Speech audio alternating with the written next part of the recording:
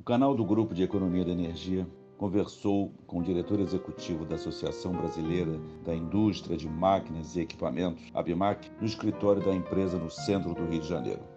Nesta oportunidade, conversamos sobre a crise econômica que passa o país e as consequências no segmento de máquinas e equipamentos. Falamos também sobre os índices para o conteúdo local do setor de petróleo e gás.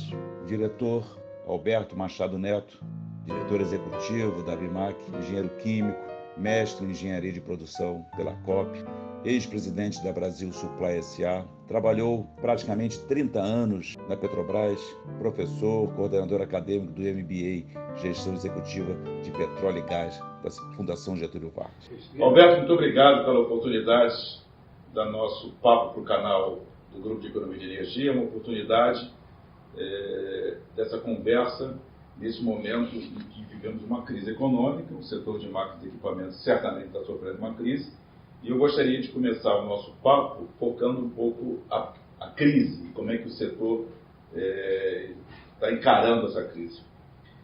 Eu acho que está tendo no site da ABMAQ também, vi uma entrevista com o presidente do conselho, Dr. Marquesano, empresário Marquesano, dizendo que um investimento, quer dizer, um adicional de demanda de 10 milhões de reais, eu gero quase 300 empregos no país. Ele também cita que em uma pesquisa que foi feita no Serasa, muitas empresas, talvez o número deve ser isso, perto de 70%, estão endividadas, e um programa de regularização tributária do governo não está conseguindo solucionar, porque exige, inclusive, um pagamento de 20% das dívidas para que o empresário ou a indústria entre nesse programa. Então, não conseguiu resolver essa questão. E, por fim, numa entrevista da Folha, ele diz também que o governo é muito mercado. E, então, a indústria está um pouco sofrendo com essa visão muito de mercado do governo. Então, eu queria que você comentasse se o governo está sensível para o setor de máquinas e equipamentos. Como é que está essa situação desse setor nessa crise econômica?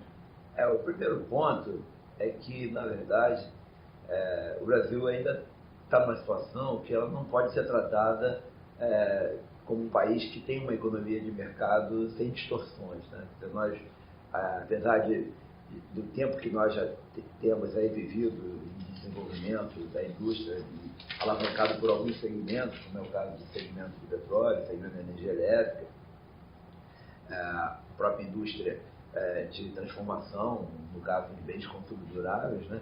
Mas ainda, de um certo modo, não existe ainda uma economia de mercado que possa funcionar com países hoje que, como os Estados Unidos, a França, a Alemanha. Então, é importante que a gente tenha alguns mecanismos que consigam, de um modo que não seja protecionista, que não seja considerado como medidas que não sejam comuns no mercado internacional, mas que elas consigam ir envolvendo, pouco a pouco, a indústria, de tal forma que a gente tenha uma economia de mercado num futuro um pouco mais distante, mas que consiga chegar lá, né?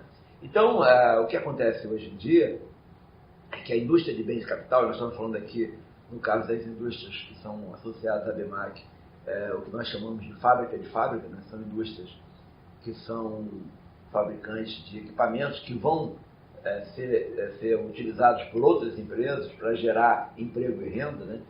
Então, esse segmento de bens de capital, ele está no meio do processo, né? Então, quando o país deixa de investir, deixa de crescer, a demanda de bens de consumo diminui, então as fábricas que produzem esses bens de capital, esses bens de consumo, elas têm uma retração e aí então elas também não investem e aí não compram os equipamentos. Então o país não cresce porque você não tem o crescimento da indústria, né? Os dados que nós temos, do ponto de vista de geração de empregos, é um dado que foi calculado pela ABMAQ, nós estamos falando de algo em torno de 280 mil empregos para um valor de 10 bilhões de investimento, né? Então, na medida que quando a gente tem o investimento, você tem uma geração de emprego da ordem, como você falou, próximo de 300 mil empregos, mas que inclui empregos diretos, indiretos e também o efeito renda, né? É aquela pessoa que trabalha e com seu dinheiro, com seu salário, ela entra no mercado consumidor, né? Então, isso é um processo que é um efeito dominó que você vai gerando, dominó no bom sentido, né? Onde as peças, ao invés de caírem, elas sobem, mas elas vão subindo na medida em que a gente tem essa expansão desse mercado, né? E aí aqui uma diferença fundamental, quando nós temos uma indústria de consumo durável, o produto que ela vende, ele é terminal da pessoa que compra, né? Então,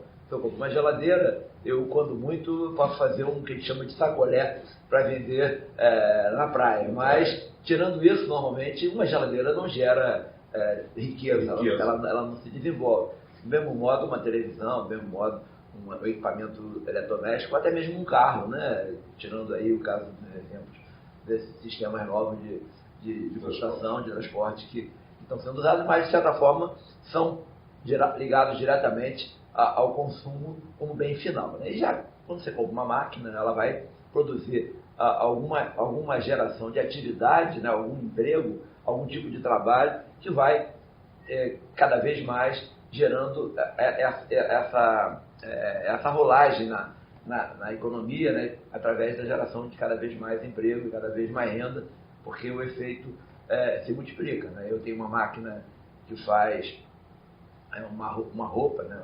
Saindo até do caso do petróleo, uma empresa gráfica, aquele trabalhador que vai trabalhar ali, ele vai produzir convite de casamento, ou vai produzir uma publicação, e aquela publicação ela vai ser vendida, vai ter o jornaleiro que vende, vai ter a pessoa que compra, vai ter o transportador, vai ter a logística, tem toda essa cadeia, né? E aí tem a fábrica de tinta, tem a fábrica de papel, quer dizer, você expande essa cadeia produtiva. Então, na medida em que você não apoia uma indústria de bem de capital, você corta ao meio esse produto. E a saída qual é? É importar bem de capital. Quando você importa bem de capital, que é o caso da importação de uma fábrica, né, ou a importação de equipamento para produzir petróleo, ou equipamento de energia elétrica, nesse momento você corta essa cadeia geradora de empregos, fica só com uma parte dela, que normalmente é a parte menos nobre, que é a parte onde você tem empregos de menor valor agregado e praticamente uma mão de obra operacional. Agora, a nossa indústria, numa média das indústrias, você acha que nós temos inovações tecnológicas, nós estamos preparados para essa mudança? Por exemplo, eu estava lendo, quer dizer, hoje em dia, vai ir jantar, um caso pequeno, uma cafeteira, o sujeito sai do trabalho e ele mesmo já programa do cafezinho dele virtualmente, a máquina começar a funcionar, o café lá, quando ele chegar, já está pronto. Então, robótica ou mecanismos, estruturas de que eu faça funcionar a fábrica, até não estando ali, algum pedaço não estando ali. Nós estamos bem nessa inovação tecnológica ou falta muito? E o que você acha? Olha, existem duas visões, né? Existe a visão do potencial, existe a visão da realidade, né?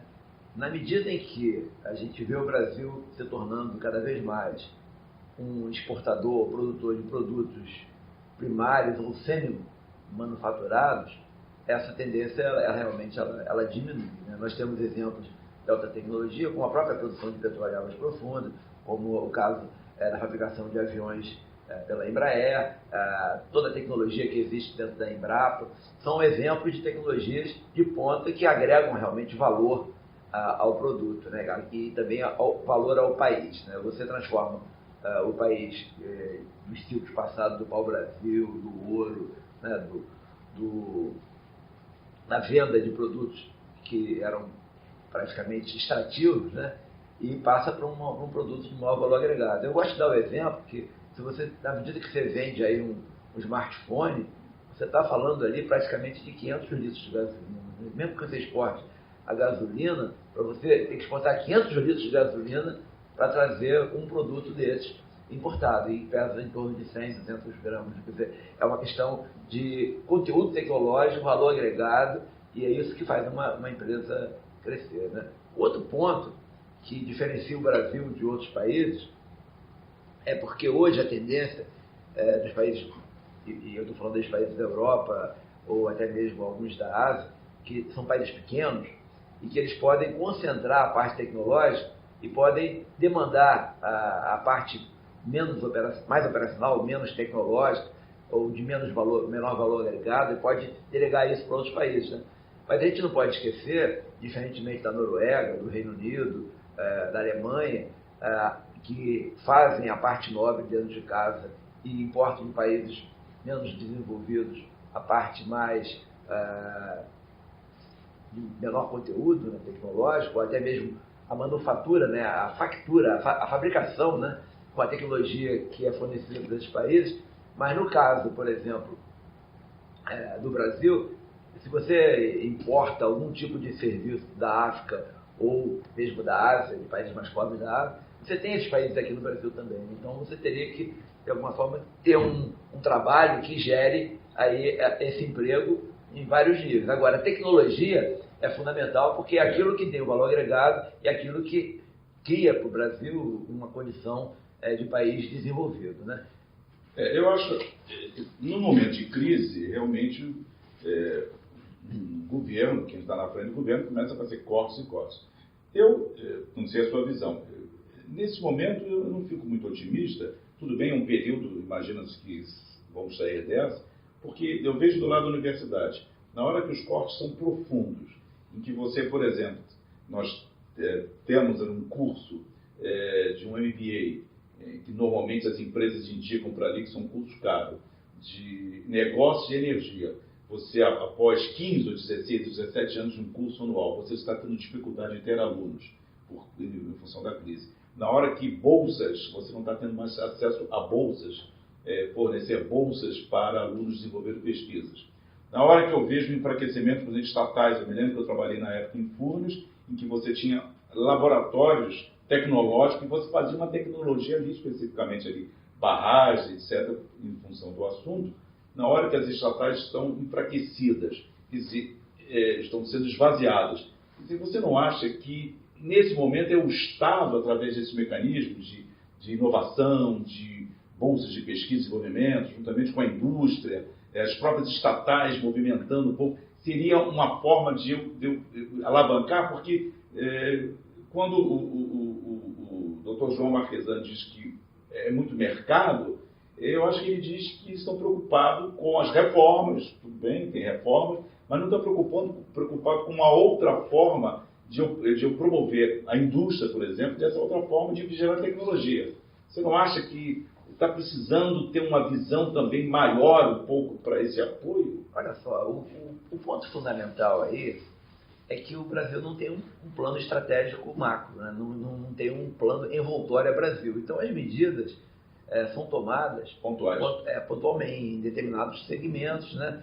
E sem analisar a repercussão de determinados variáveis que se mexem no contexto do país, se aquilo está contribuindo realmente para uma estratégia de país, né? A gente sabe que o último plano estratégico do Brasil aconteceu na década de 70. Né? Então, esse tipo de falta de visão acaba gerando o que você está falando, porque como você não tem um plano e não tem uma avaliação, um exemplo que eu gosto de dar, típico, é o caso de você, para não perder emprego na indústria automobilística, num dado período, foi tirado o IPI dos automóveis, foi reduzido o IPI dos automóveis.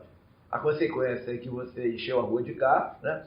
E o Brasil, que era exportador de gasolina, começou a ter que importar gasolina. Aí, para não aumentar a inflação, a Petrobras banca a diferença do preço da gasolina. Então, você começa a gerar uma série de outros problemas por falta de um plano de ação que olhe estrategicamente o país, né? Então, a gente até... eu não me lembro exatamente quem falou isso, mas quando um país não tem estratégia, ele entra na estratégia do outro país, né? Quer dizer, então, esse é um ponto que a gente tem aqui, que é o ponto mais fraco do Brasil. Mesmo hoje, que apesar de um governo provisório, a gente está tendo aí algumas iniciativas que são louváveis, porque são anseios antigos, como o ajuste na Previdência, o ajuste na lei trabalhista, na reforma, o ajuste em alguns pontos, como foi o caso do controle de gastos, né?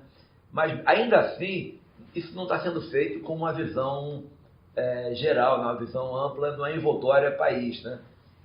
No caso do petróleo, por exemplo, um dos pontos que hoje é extremamente polêmico, é o caso da exigência de conteúdo local, ela não está sendo vista, neste momento, como uma envoltória país, ela está sendo vista uma envoltória de, por exemplo, arrecadar mais no leilão ou que isso envolve um bônus de assinatura, que pode entrar 8, 9 bilhões de reais este ano no cofre do governo, mas sem olhar o resto do sistema, né? Então, é muito comum a solução de uma crise do lado, basicamente, ou econômico ou financeiro, sem olhar um pouco para o físico.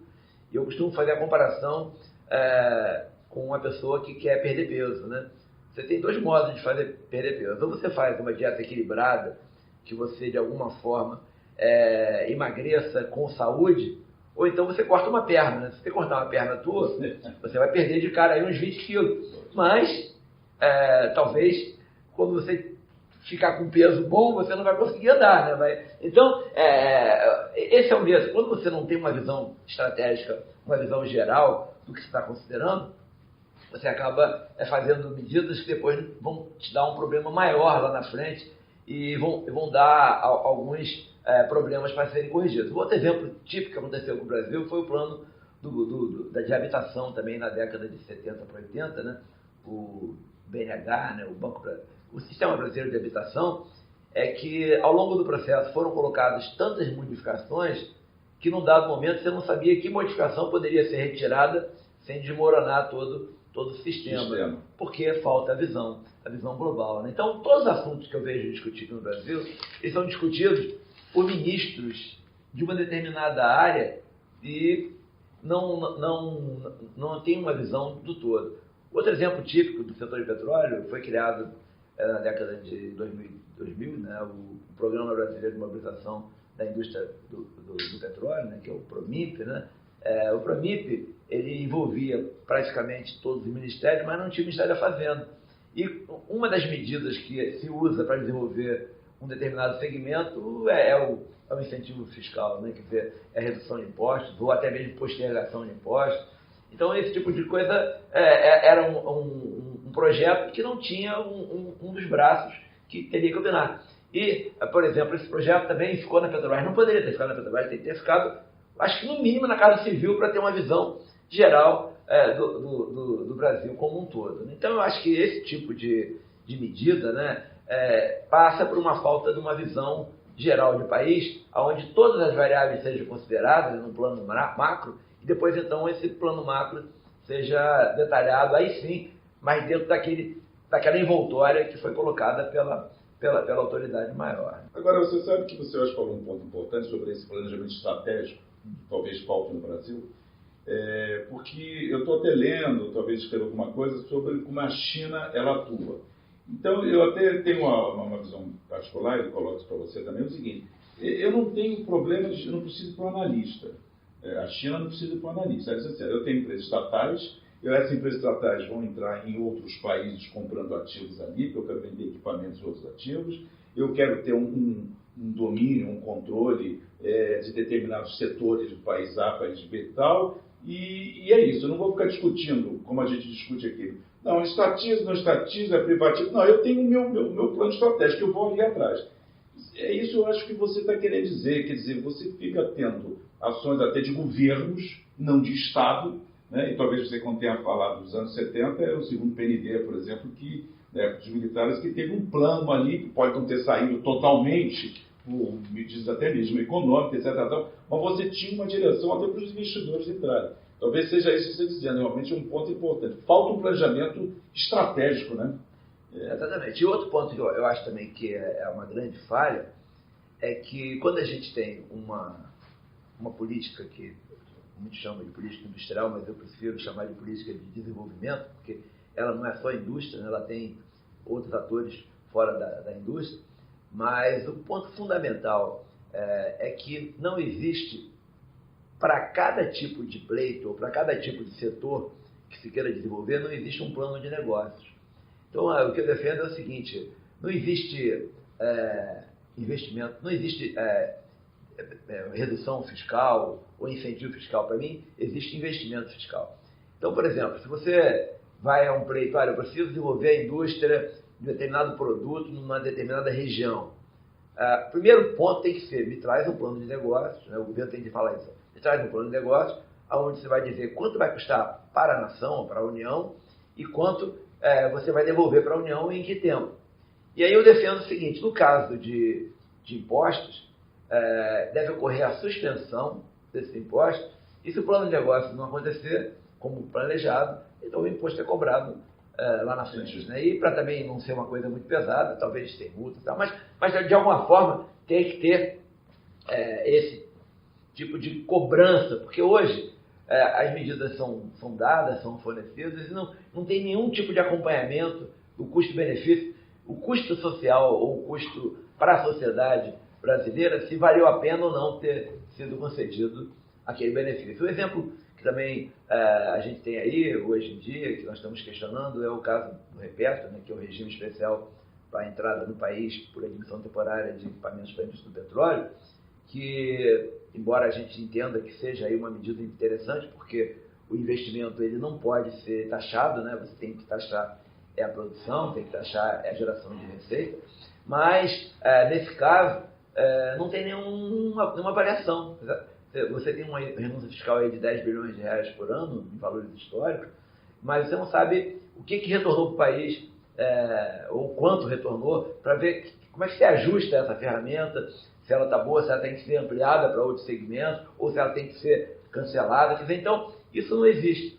Então, do mesmo modo que não existe para esse tipo de exemplos que eu estou dando, existe no modo geral. Né? Quer dizer, um determinado segmento vai ao governo para ter algum tipo de benesse que é importante para desenvolver, todos os países fazem isso, quer dizer, é um incentivo fiscal, é um juros mais baixo, né? Um juros subsidiado, ou até mesmo alguma facilidade burocrática, mas isso não é acompanhado, quer dizer, e não tem correções ao longo do percurso. Entendi. O REPETO tem um ponto importante, pode voltar no ponto do local, que quando foi criado, ela criada na década de 90, né?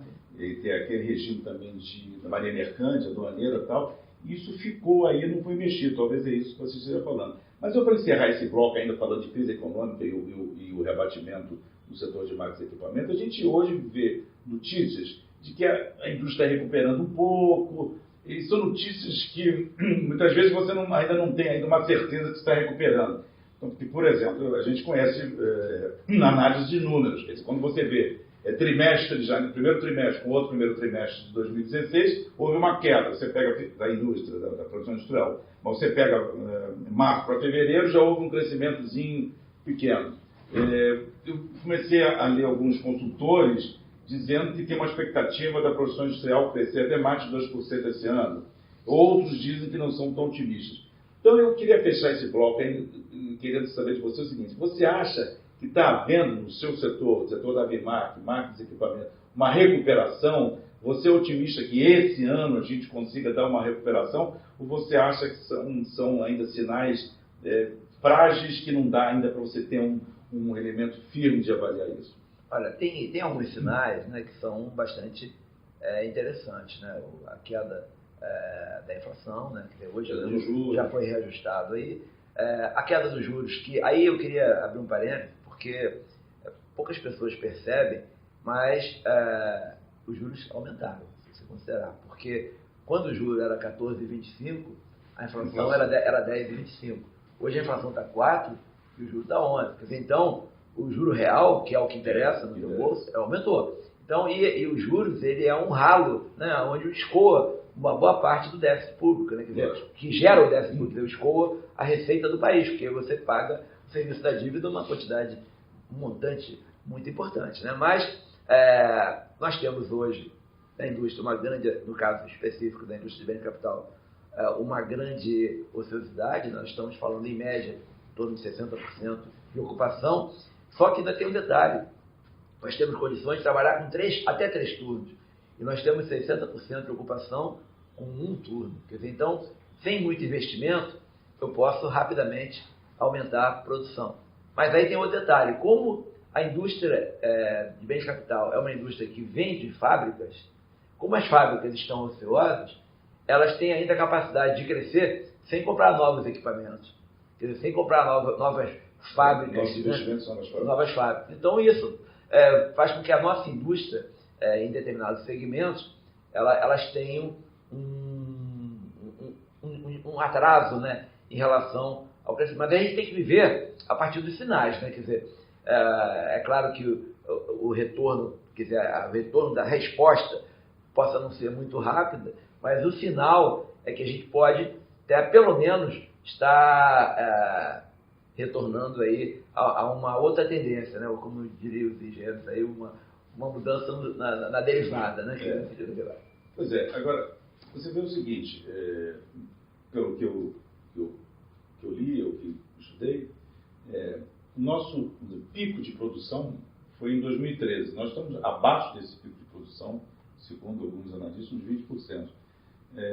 Então, eu acho que a gente está muito longe de uma recuperação a níveis que já tivemos, né?